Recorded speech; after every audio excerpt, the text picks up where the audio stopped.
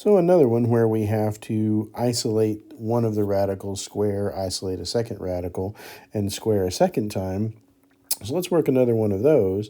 So if we have the square root of x minus 13 plus the square root of x plus 2 is equal to 5, well, I can move one of the radicals to the other side. So we get x minus 13 is equal to 5 minus the square root of x plus 2. So again, to get rid of the square roots, I square both sides.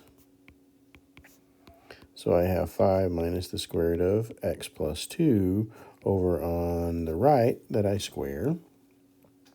So in doing that, now the square, it gets rid of the square on the left, so I have just plain old x minus 13 left.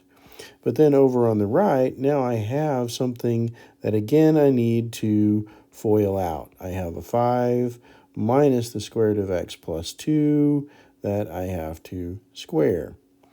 So if I FOIL everything out, whoops, there I don't have that 2.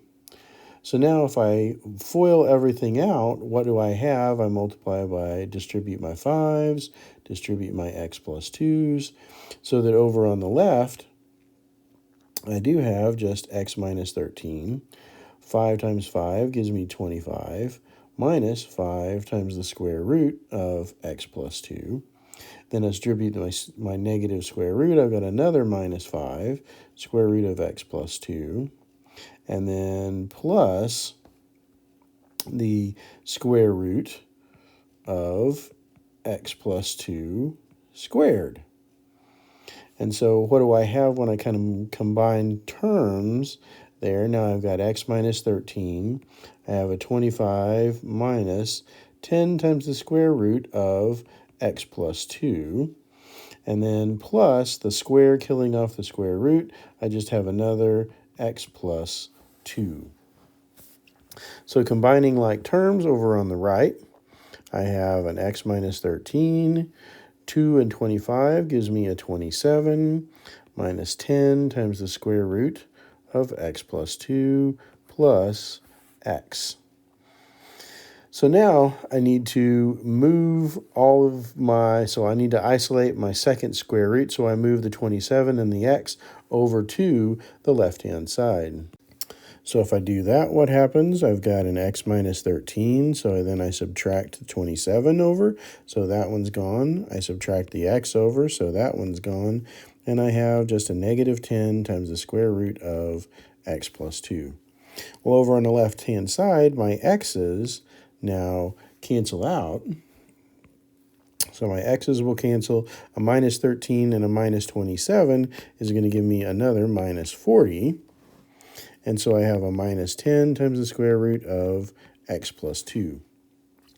Dividing both sides by negative 10 is going to give me 4 is equal to the square root of x plus 2. So once again, squaring both sides, in order to get rid of the square root, I have 16 is equal to x plus 2. And so finally, if I subtract 2 on both sides, 16 minus 2, x plus 2 minus 2 is going to give me 14 is equal to x. And so just like before, I need to go back and check that this actually does give me a real solution. So if I go back and look at my original equation, then I need to check that if I have the square root of 14 minus 13 plus the square root of 14 plus 2, does that really give me 5? Well, the square root of 14 minus 13 gives me the square root of 1 plus the square root of 16 is 5. So 1 plus 4 is equal to 5. Yes, that one works. And since that one works, it tells me that, in fact, I do have x equal to 14 is my solution.